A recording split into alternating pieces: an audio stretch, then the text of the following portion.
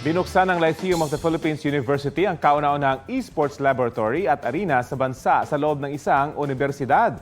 Ayon sa LPU, importante ang pagkakaroon nito para hands-on ang pagtuturo. Nagkaroon din ng esports competition para sa formal na pagbubukas ng arena. Noong 2021, inilunsad din ng universidad ang kauna-unahang BS Esports na kurso sa bansa.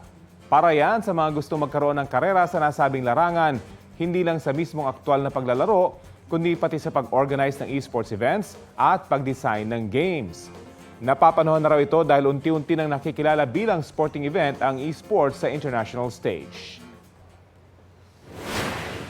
Initially, I was hesitant because I was thinking, gaming, video, di ba sa pang-arcade lang yan?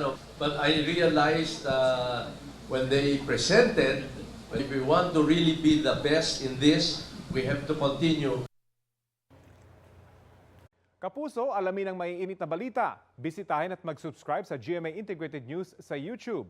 Sa mga kapuso abroad, samahan nyo kami sa GMA Pinoy TV at sa www.gmanews.tv.